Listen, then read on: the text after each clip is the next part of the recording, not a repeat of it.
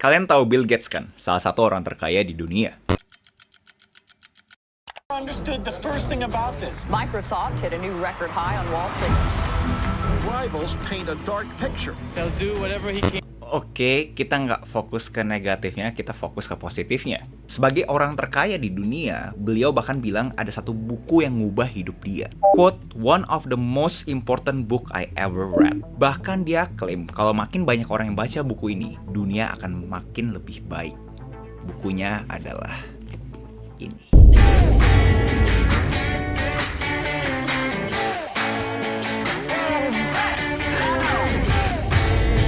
Hai Warga Kreatif, buat kalian yang belum kenal, salam kenal dulu. Nama gue Agus Halim, dimana 2 hari sekali gue selalu upload video di YouTube dan semuanya berhubungan dengan industri kreatif. Kreatif negosiasi dengan klien, kreatif membaca buku, kreatif kripto, apapun yang sifatnya kreatif akan selalu gue bahas di channel ini. So buat kalian berkenan, monggo di subscribe. Hari ini adalah Kultum, kuliah 7 menit, dimana gue bakal coba extract value, mengambil nilai-nilai dari buku yang gue udah pernah baca. Disclaimer dikit, ini adalah penafsiran gue dari membaca buku tersebut. Bukan berarti penulisnya juga mempunyai pandangan sama seperti gue. Ini adalah pure gue punya subjective experience pas membaca buku tersebut. So, hari ini gue bakal bahas Factfulness. Bro, kenapa pak buku ini bro? Kan banyak banget request-request buku yang lainnya, kenapa harus buku ini? Pertama, gue anaknya lawan arus.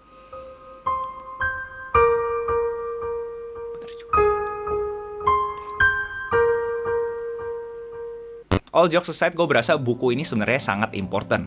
Gue ada sempat ngebahas dikit di video gue How to Stay in Present, tapi nggak ada yang peduli terhadap buku ini. Tapi gue berasa ini buku ini sebenarnya penting gitu. Jadi gue pengen bahas si Factfulness dulu, baru gue masuk ke rekomendasinya kalian. Jadi hari ini gue bakal bahas Factfulness by Hans Rosling. Premis buku ini sebenarnya sangat simpel, di mana data yang kita dapat akan menjadi informasi kan? Dan informasi itu selalu ada bias terhadap psychological atau bahkan personal bias. Gimana caranya kita lebih factfulness terhadap data-data tersebut, terhadap fakta-fakta tersebut. Atau bahkan factfulness bisa didefinisikan sebagai the stress reducing habit of only carrying opinion for which you have supporting facts. Jadi kalian bisa mengurangi stres kalian dengan membawa opininya kalian yang kalian ada supporting argumennya, ada fakta pendukungnya. Jadi di buku ini bakal layout 10 insting yang bikin pandangan kita terhadap dunia ini kedistorsi. Dan dia juga akan share gimana caranya kita bisa melihat dunia lebih baik lagi, lebih optimis lagi. Formatnya gue bakal share dulu 10 insting tersebut yang dibilangnya psychology bias. Dan di setiap 10 insting tersebut, si Hans akan share fakta menarik untuk argue terhadap insting tersebut. Untuk lebih menarik, gue rekomendasiin kalian ke factfulnessquiz.com dulu. Coba isi kuesionernya yang ada di website tersebut.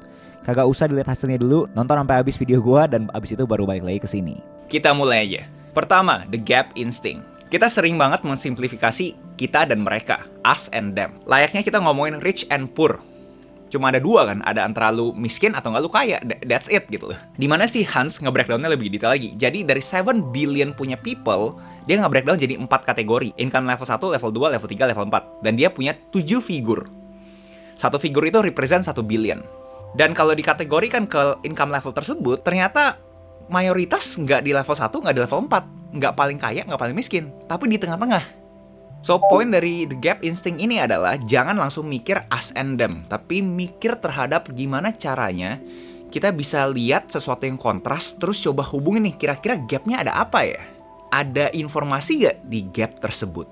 Negative instinct. Gue rasa warga kreatif juga notice dimana kalau misalnya kita lihat berita, lebih banyak berita negatif kan. So jadi ya kalian harusnya kalau misalnya nonton berita harusnya udah expect bad news. Jangan pernah expect positive news. Kalau positive news justru kalian harusnya surprise. Hans Rosling argue sebenarnya dunia itu nggak separah itu.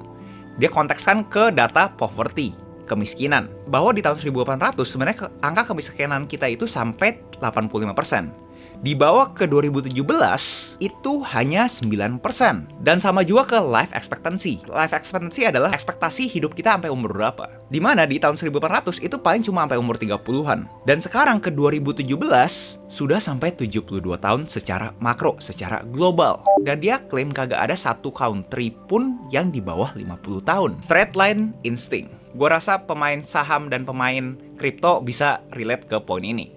Dimana kita mikir, oh ternyata bakal straight line terus aja, bakal sahamnya naik terus, kriptonya naik terus. Tapi nggak seperti itu kan, pasti ada naik turunnya kan. Si Hans argue bahwa tren itu nggak semuanya go straight line. Bitcoin nggak langsung naik 100.000 guys. Contoh kalau kita memakai income bracket di level 1, 2, 3, dan 4. traffic depth pun akan turun. Dan kalau misalnya kita memakai spending, bakal ada exponential growth di level 4. Di bukunya si Doi nge-breakdown lebih banyak kategorinya. Poin dia rincikan sebegini banyak kategori untuk kasih tahu setiap tren tuh beda-beda bentuk garisnya.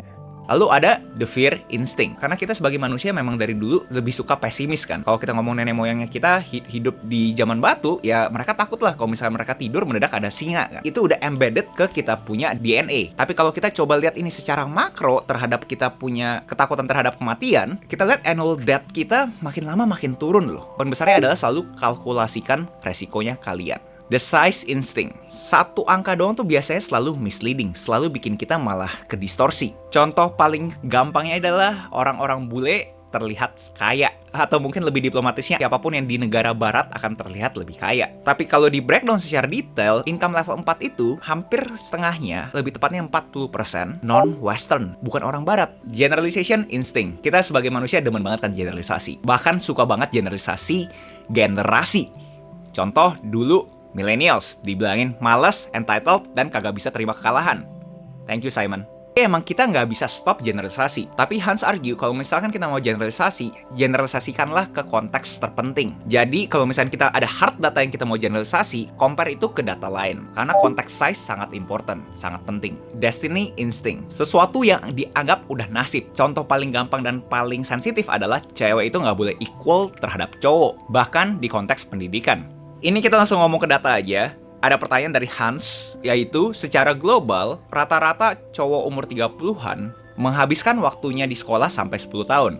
Menurut kalian, cewek berapa? A. 9 tahun, B. 6 tahun, C. 3 tahun. 3, 2, 1. Jawaban kalian adalah... Oke, yang benar adalah A. 9 tahun. Mungkin terlihat beberapa revolusi itu tidak ada perubahan secara signifikan. Tapi namanya slow change masih change kan. Namanya perubahan yang kecil masih perubahan kan. Single perspective instinct. Kalau misalkan kita udah ada satu data yang kita suka banget, udah kita bakal pakai data itu tersebut. Dan itu namanya human nature lah. Layaknya kalau misalnya kita dapat satu narasi, ya kita sukanya narasi tersebut. Kita nggak mau denger narasi yang lain. Padahal outputnya itu belum tentu encouraging. Contoh negara Amerika. Mereka spend more per capita on healthcare than any other country in the world.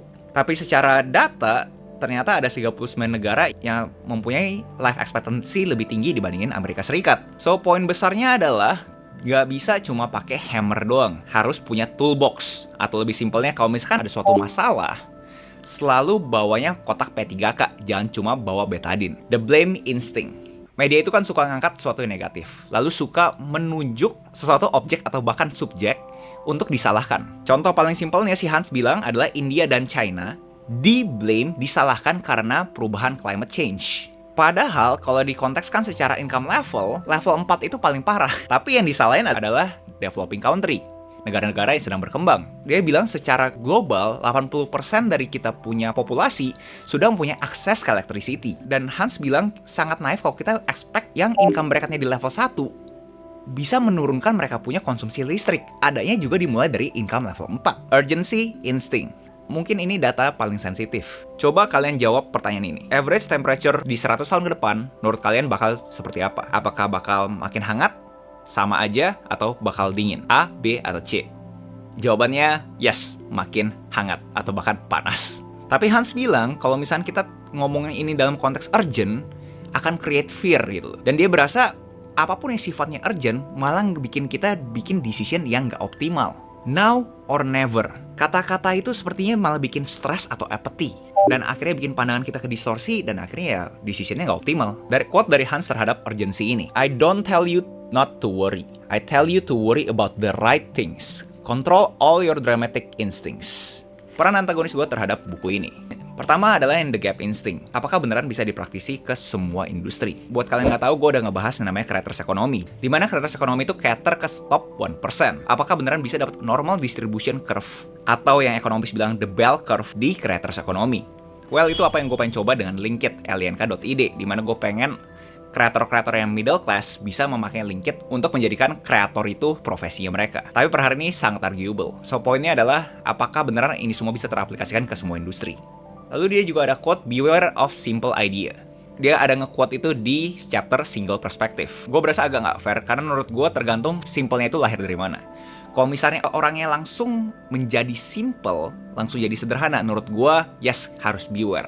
Tapi kalau orangnya itu nyampe ke simple dengan kompleksitas, menurut gue itu harusnya kita dengerin. Balik lagi ke buku ini, menurut gue ini buku sangat bagus banget buat kalian, terutama buat kalian yang pemikirannya kritis. Dan rest in peace Hans Rosling, beliau sudah meninggal. Thank you banget terhadap buku ini ngebuka banget gue punya pemikiran. Buku ini dia juga ngomong dia sangat looking forward di mana ada masa depan di mana 11 billion manusia mempunyai akses kayak layaknya income level 4 sekarang.